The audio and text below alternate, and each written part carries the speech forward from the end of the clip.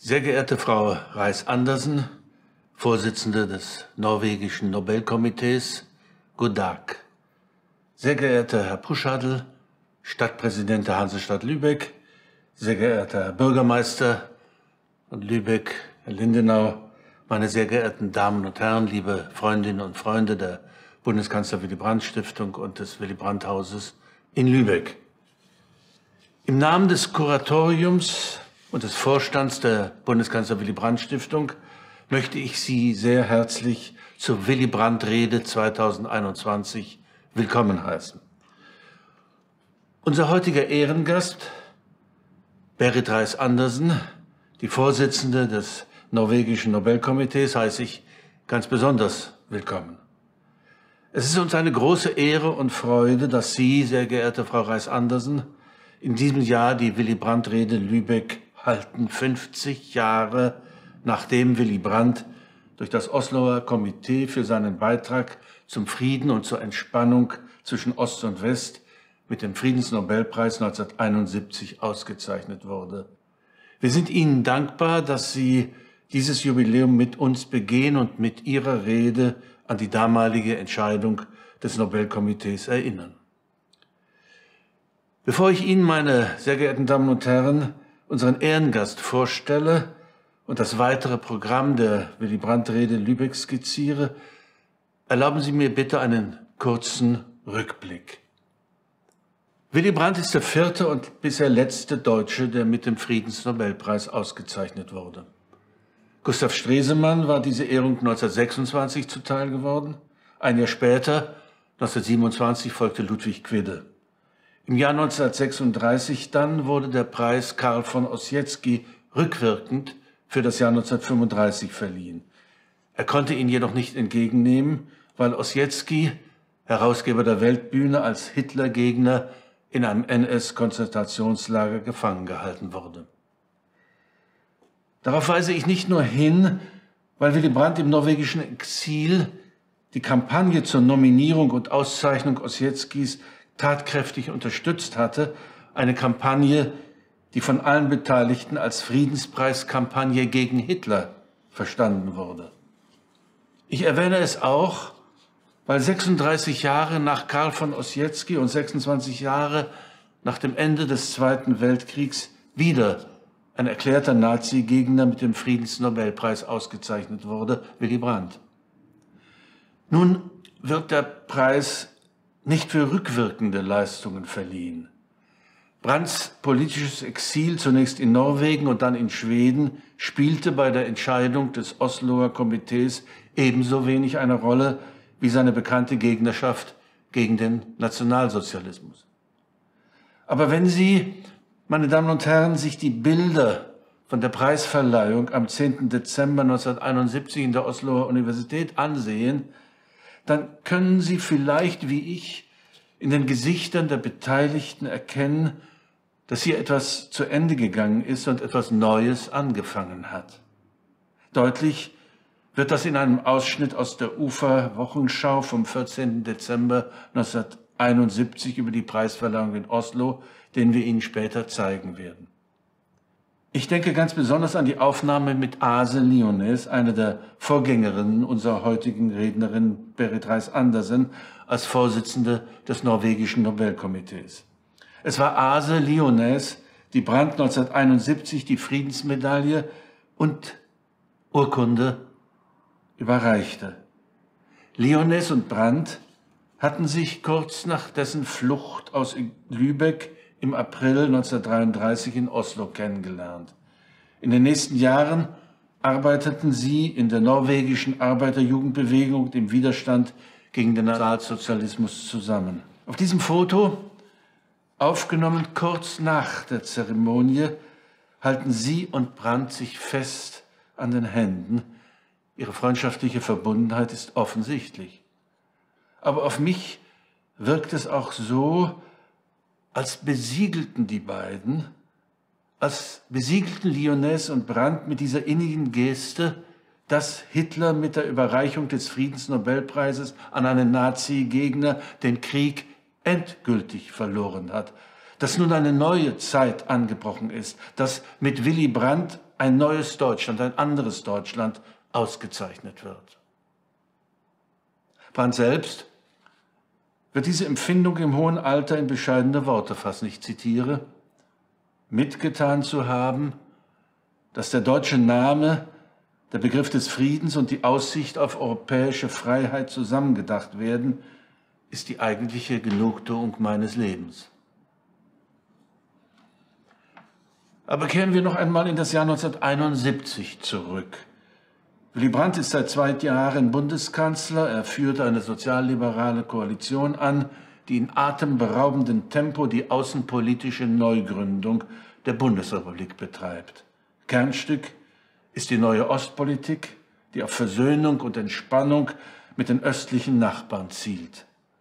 Verknüpft ist sie mit einer aktiven Europapolitik, geht es Brandt doch um den Zusammenhalt des seit Ende des Zweiten Weltkrieges zerrissenen Kontinents und um den inneren Zusammenhalt des geteilten Deutschlands, trotz des Kalten Krieges und der Blockkonfrontation.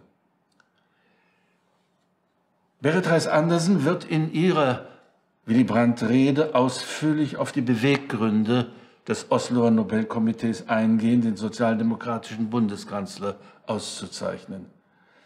Dabei wird sie jene konkreten friedenspolitischen Maßnahmen herausarbeiten, die das Komitee als besonders preiswürdig erachtete. Auf diese Weise wird deutlich werden, meine Damen und Herren, dass Friedensnobelpreise Momentaufnahmen sind. Momentaufnahmen der Hoffnung auf eine bessere, auf eine friedlichere Welt. Mit den Preisverleihungen lenkt das Osloer Komitee den Blick auf jeweils aktuelle Krisen und Konflikte und es ehrt Versuche, diese Krisen und Konflikte, wenn nicht beizulegen, so doch zu entschärfen. Friedensnobelpreise sind daher eminent politische Preise. Und sie sind häufig umstritten. Das gilt auch und gerade für den Preis an Willy Brandt, dessen neue Ostpolitik, vielleicht erinnern Sie sich sogar daran, insbesondere in der Bundesrepublik hoch umstritten war. Und hinzu kommt, die Ratifizierung der Ostverträge durch den Bundestag stand zum Zeitpunkt der Verleihung des Nobelpreises noch aus. Der Ausgang war Ende 1971 durchaus ungewiss. 50 Jahre später wissen wir, dass die Hoffnung des Osloer Nobelkomitees nicht enttäuscht worden ist.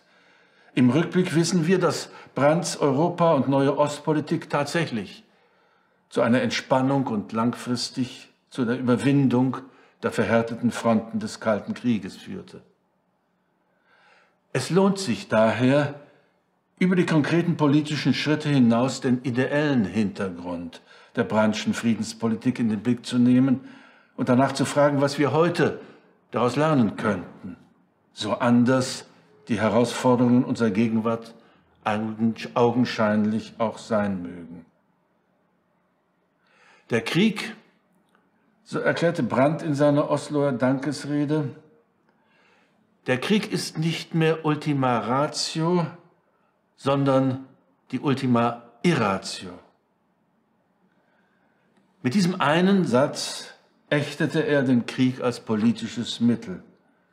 Im Atomzeitalter kann Sicherheit nicht im Kampf gegen andere behauptet werden.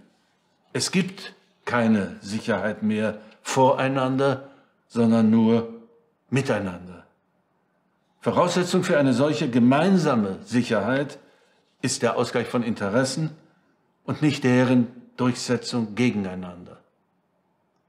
Ausgleich, meine Damen und Herren, setzt wiederum politische Berechenbarkeit voraus, Zuverlässigkeit und Verständnis für die Position des anderen, in einem Wort Vertrauen. Vertrauen ist die Leitwährung einer jeden Konfliktlösung. Es ist die gemeinsame Zukunftsinvestition in eine friedlichere Welt, ob sie damals durch den Kalten Krieg bedroht war oder heute durch eine Pandemie oder die Klimakatastrophe. Auch daran wollen wir aus Anlass des 50. Jahrestages der Verleihung des Friedensnobelpreises an Willy Brandt erinnern. Es ist uns deshalb eine besondere Ehre und Freude, dass Berit Reiss-Andersen die diesjährige Willy-Brandt-Rede hält. Die Juristin Berit Reiss-Andersen ist seit 2012 Mitglied des norwegischen Nobelkomitees. 2017 wurde sie zur Vorsitzenden gewählt. Für die Arbeiderpartiet, die Sozialdemokratische Partei Norwegens, war sie Staatssekretärin im Justizministerium unter Anne Holt. Mehrere Jahre stand sie zudem der norwegischen Anwaltskammer als Präsidentin vor. Liebe Frau Reiss-Andersen, ich begrüße Sie ebenso herzlich im Namen der Hansestadt Lübeck, der wir für die bewährte Partnerschaft bei dieser jährlichen Veranstaltungsreihe danken. Zu unserer großen Freude ist dies bereits die 11. Willy-Brandt-Rede, zu der wir gemeinsam einladen, ist Lübeck doch die Geburtsstadt Willy Brandts. Und auch wenn die Willy-Brandt-Rede in diesem Jahr zum ersten Mal ausschließlich digital stattfindet, so möchte ich mich doch mit einem besonderen Gruß und Dank an unser Lübecker Publikum wenden. Ihr Interesse an unserer Arbeit in Lübeck, auch und gerade während der letzten 1,5 Jahre, ist uns Ansporn und Verpflichtung zugleich. Sehr geehrter Herr Stadtpräsident Puschadl und sehr geehrter Bürgermeister Lindenau, auch Ihnen möchte ich herzlich danken für Ihre dauerhafte Unterstützung der Arbeit des Willy-Brandt-Hauses am Lübecker Standort unserer Stiftung. Meine Damen und Herren, freuen Sie sich nun mit mir auf das Grußwort von Bürgermeister Jan Lindenau und den Vortrag von Berit Reiss-Andersen. Vielen Dank.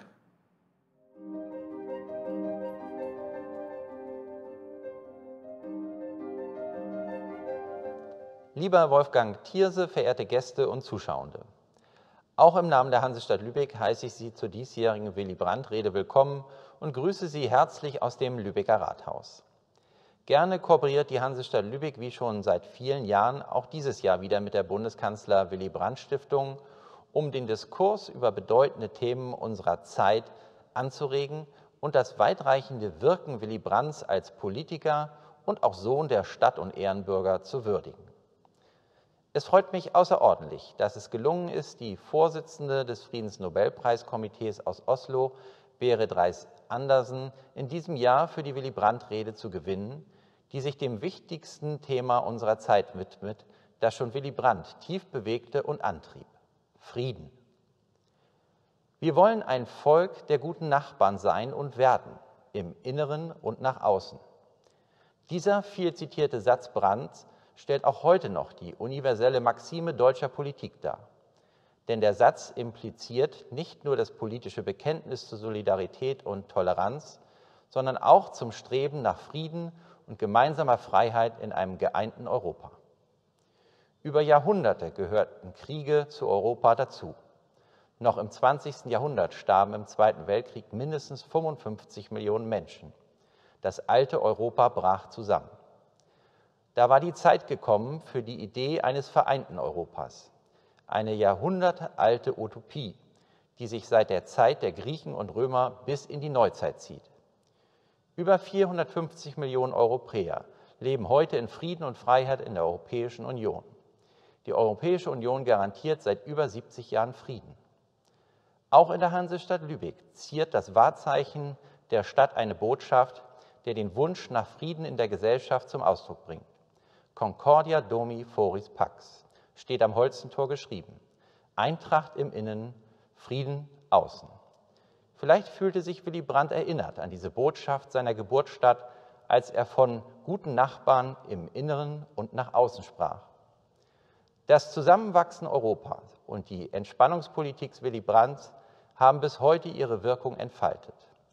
Uns mahnen aber auch aktuelle Entwicklungen wie die in der Ukraine und die angespannte politische Lage mit Russland, dass wir uns für Frieden als aktive Demokraten immer wieder einsetzen müssen und Dialog nicht abreißen darf, wenn es darum geht, Frieden und Freiheit zu sichern. Es braucht eine neue Entspannungspolitik nach dem Vorbild Willy Brandts, damit West- und Osteuropa nicht auseinanderfällt. Jede und jeder kann dazu einen Beitrag leisten. Ich freue mich nun mit Ihnen auf den Vortrag von Berit Reiss-Andersen, Peace Today, und wünsche uns allen einen anregenden Abend, verbunden mit der Hoffnung, dass wir die Willy-Brandt-Rede im kommenden Jahr wieder persönlich und im direkten Austausch miteinander begehen können. Uns allen einen schönen Abend.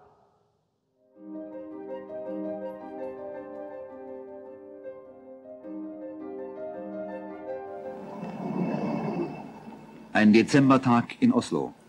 Der deutsche Bundeskanzler Willy Brandt ist eingeladen, den Friedensnobelpreis 1971 entgegenzunehmen. Vor 5 Jahren, nachdem die Sozialdemokratische Partei die Regierungsverantwortung mit übernommen hatte, begann Willy Brandt, zunächst als Außenminister, dann als Kanzler, sein Konzept einer neuen Entspannungspolitik zu verwirklichen. Das Nobelkomitee hebt die Unterzeichnung des Vertrages über die Nichtverbreitung von Atomwaffen und die Unterzeichnung der Verträge mit Polen und der Sowjetunion über den Gewaltverzicht hervor und würdigt Willy Brandt als Politiker, der, wie es heißt, im Namen des deutschen Volkes die Hand zu einer Versöhnungspolitik zwischen alten Feindländern ausgestreckt hat. Zum kleinen Kreis derer, die ihn begleiteten, gehörten Außenminister Scheel und sein politischer Berater Egon Bahr, sein 20-jähriger Sohn Lars und seine Frau Ruth. 3 Deutsche erhielten vor Willy Brandt den Friedensnobelpreis. Außenminister Gustav Stresemann für seine Bemühungen um Aussöhnung mit Frankreich, Ludwig Quidde, Geschichtsforscher und Pazifist, und Karl von Ossietzky, ein leidenschaftlicher Kämpfer gegen den Militarismus. Er starb an den Folgen politischer Haft im Konzentrationslager. Das Werk des 4. Deutschen ist noch nicht abgeschlossen. Ich bitte Sie, Herr Bundeskanzler Willy Brandt, das Diplom und die Goldmedaille des Nobelfriedenspreises für 1971 entgegenzunehmen.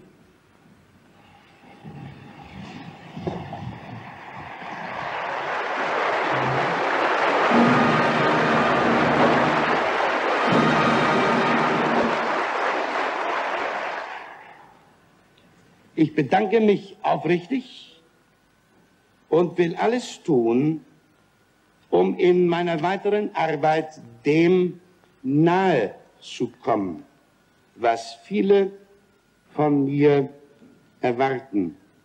Wir sind hier in Fridtjof Nansens Land. Auch im übertragenen Sinne gilt seine Mahnung. Skynd handle, för det är för sent och andra. Beeilt euch zu handeln, ehe es zu spät ist, zu bereuen.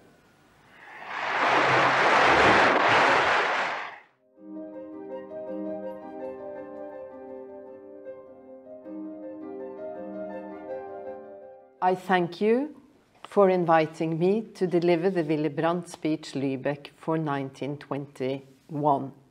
And I understand that this is an annual event, and I also understand that Willy Brandt's life may deserve to be analysed every year without the speeches becoming repetitious. My angle on Willy Brandt is his work for peace and reconciliation, the same reasons for which he was receiving the Peace Prize 50 years ago in 1971. And I'm grateful that I have an opportunity to honour this historic occasion. The politician Willy Brandt cannot be separated from the person Willy Brandt, and the mature politician Willy Brandt cannot be separated from his life and experiences when he was young. His younger years can in fact not be separated from Norway and the people he met here. Even the Nobel Peace Prize had an impact on his life already in his early youth. I will explain, even though I imagine that his biography is well known to all of you. Willy Brandt was politically engaged as a strong opponent to the rise of Nazism. As a young socialist, he took a clear stance against Nazism and fascism. This position came at a price, and already 19 years old, it made him a refugee. he arrived at the shores of Denmark with few belongings and few books. This young man from Lübeck, Herbert Ernst Karl Fram, appeared as Willy Brandt, his refugee alias. By 1934, he was settled in Norway, and he joined the socialist youth movement of the Labour Party and continued actively to combat the rise of fascism and Nazism.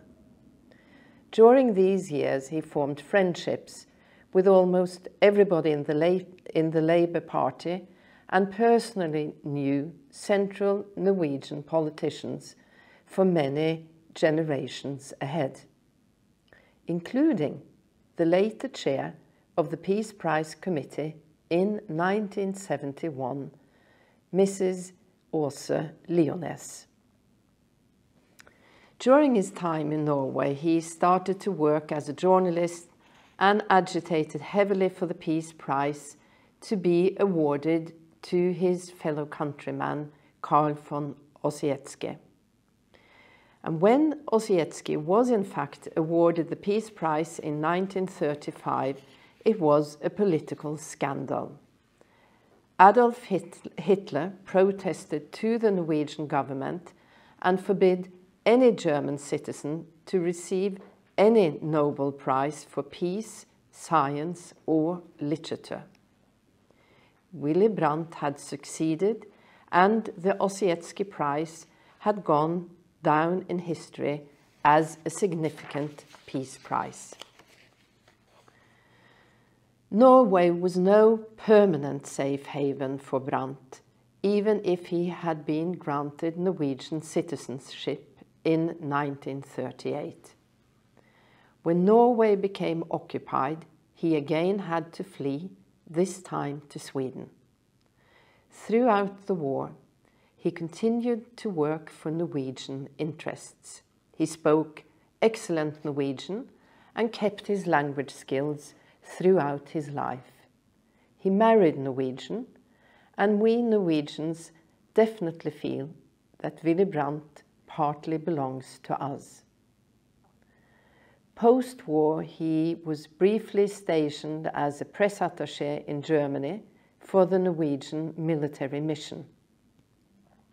He covered, among others, other topics, the Nuremberg trials, but finally, Willy Brandt decided to make his life in Germany and returned permanently in 1947, where, as you all know, he soon entered the life as an SPD politician. I will have to admit that from Germany, he probably made a stronger impact as a leading politician than if he had remained in Norway.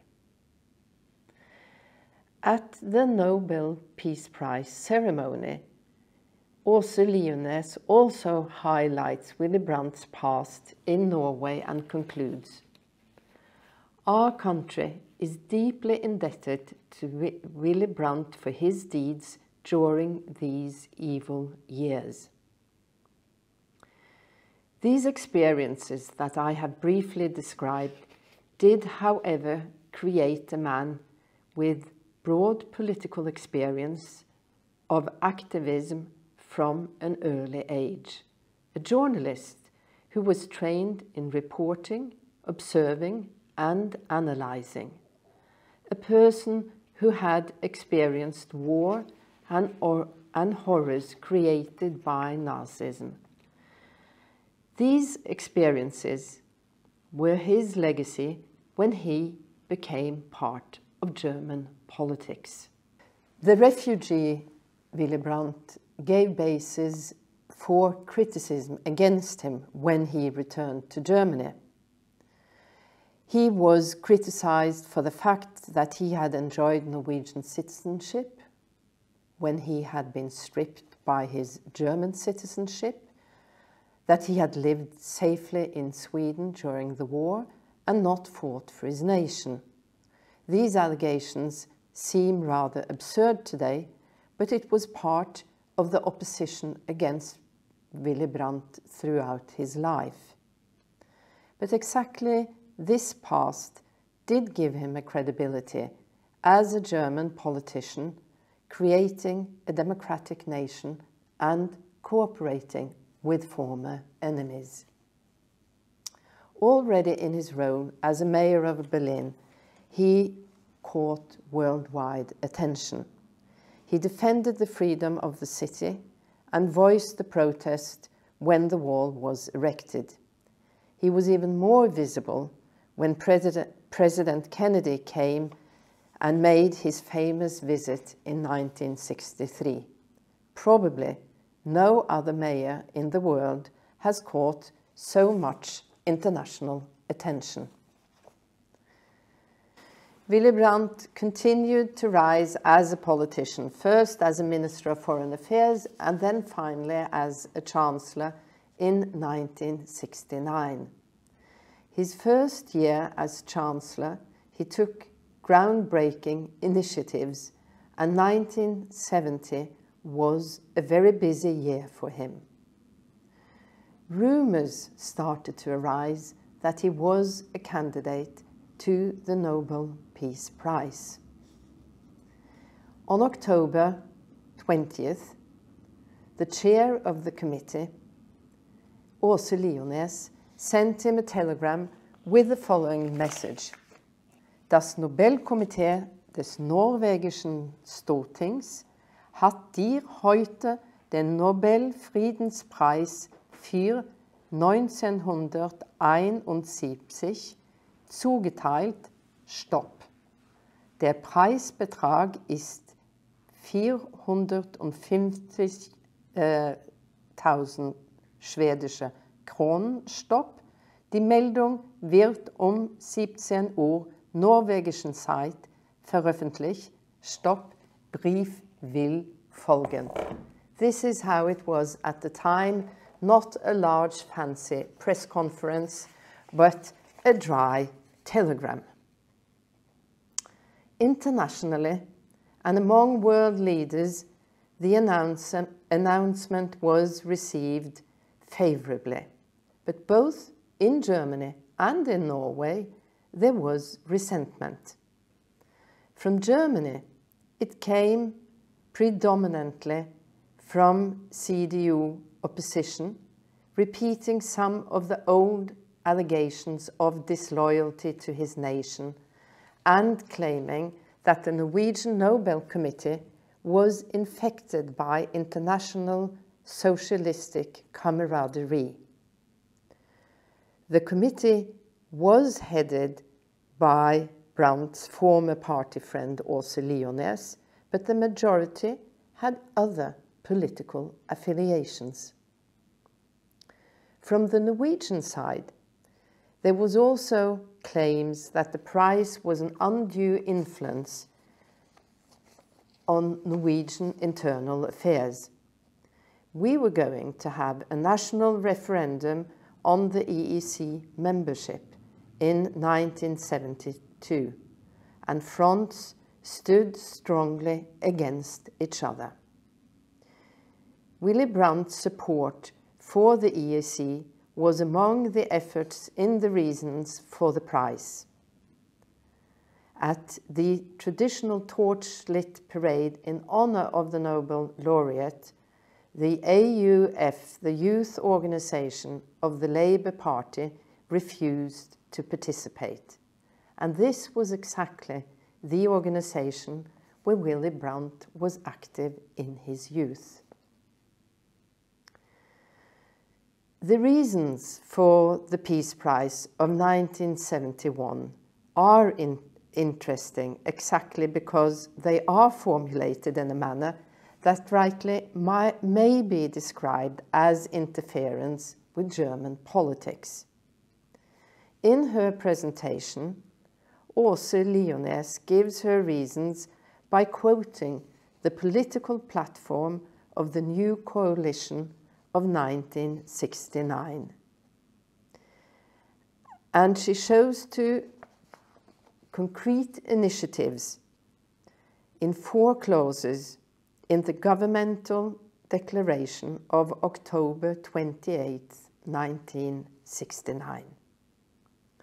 Clause 1 deals with the efforts to deepen and enlarge the European Economic Community and strengthen the political cooperation with Europe. The second point speaks of a non-violence agreement with the Soviet Union, and Clause 3 expresses the will to initiate talks with Poland and a view to normalizing the relationships with this country. And the fourth clause contains a declaration that the government wishes to sign a non-proliferation treaty. The committee went far, basing the price on a national political platform, but in all fairness, it must be said that the price was not to the political platform, but to Willy Brandt and his life and how he had carried out the initiatives of the platform that he was responsible of. In her presentation speech, Åse Liones highlights the entire background of Willy Brandt as a refugee, and she also places him in the tradition of Karl von Ossietzky. His Berlin years are emphasized and how he bravely fought to ensure the freedom of the city. His efforts to strengthen the European community is highlighted in the presentation speech.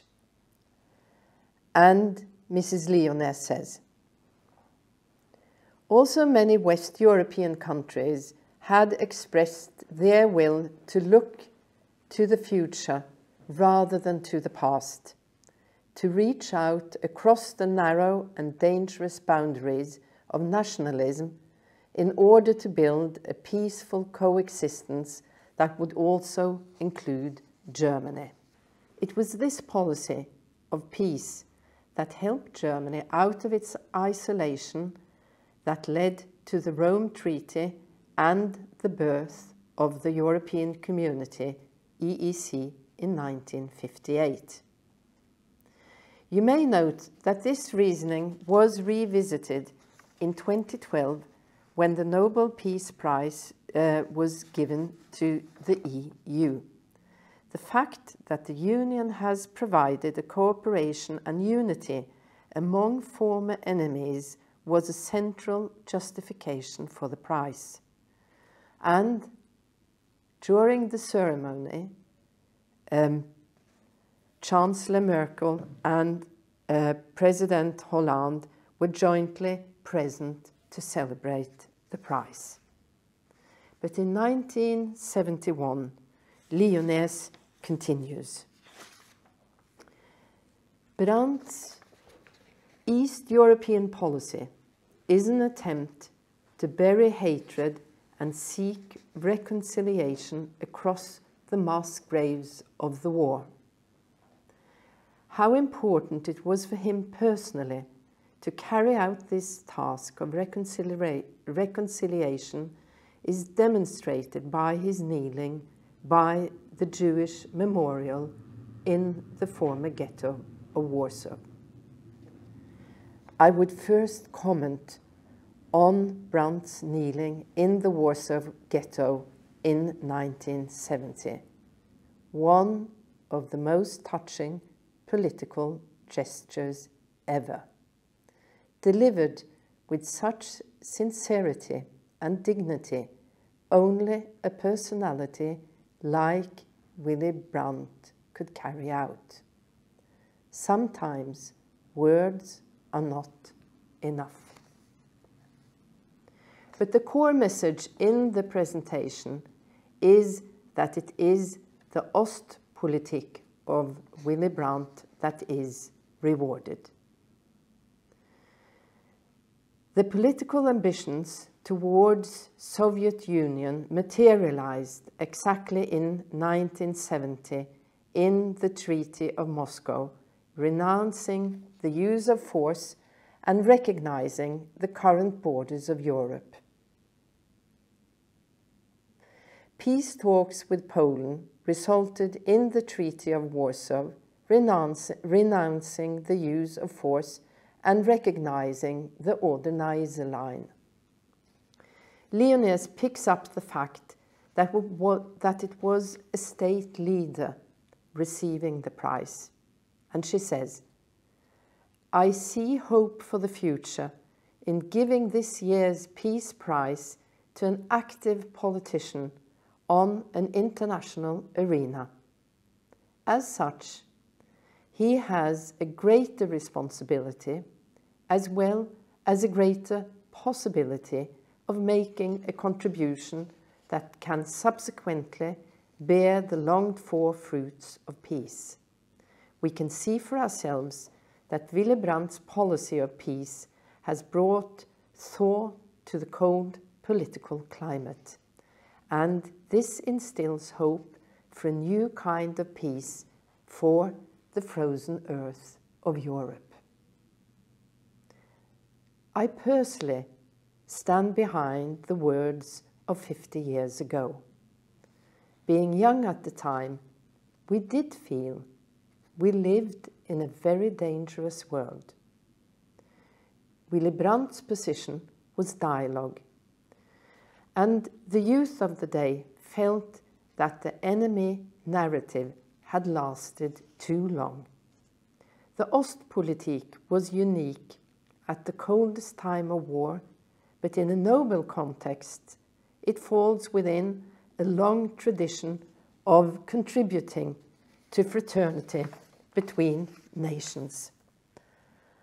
The final ambition in the German government declaration was an initiative for a non-proliferation treaty. A treaty that still plays a significant role in regulating international law of nuclear weapons. The efforts of Willy Brandt were essential for the treaty entering into force exactly in the year of 1970. Regulation of nuclear weapons has on several occasions caught the attention of the Nobel Committee, at last in 2017 with the prize to ICAN, the International Campaign to Abolish Nuclear Weapons. Looking back over 50 years, there can be no doubt that Willy Brandt was a great contributor to European stabilization and peace. Without his initiatives and firm policy, the Cold War would have been even colder.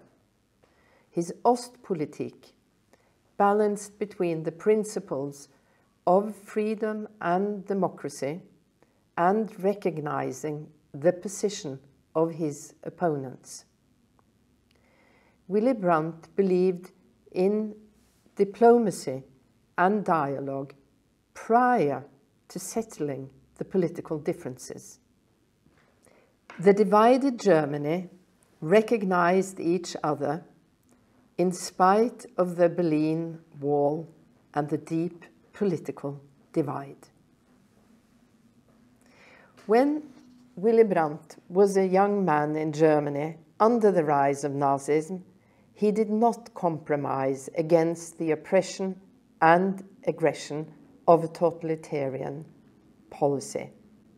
Years later, when he was Chancellor of Germany and surrounded by communistic authoritarian states, he promoted dialogue and mutual recognition. There is an irony in that, but also a recognition of how difficult it is to recognize the right path to move along. And what are the lessons learned from Willy Brandt?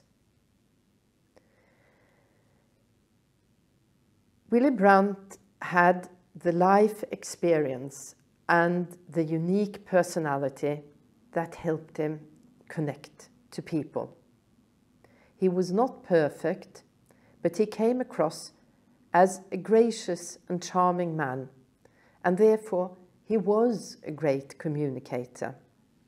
The word charisma was not in vogue in the 60s and 70s, but he definitely had it. Willy Brandt's policy cannot be duplicated into the future. There is always a new world with new challenges, but his principles can be duplicated. Dialogue is always a beginning. If a situation is escalating, dialogue is the remedy. The solution is unfortunately more demanding. A conflict can only be solved if the parties involved are willing to change their initial positions, as Willy Brandt did on several occasions. A policy of the winner takes it all has never led to sustainable peace. The final solution for peace is collaboration and fraternity between nations. Thank you so much for your attention.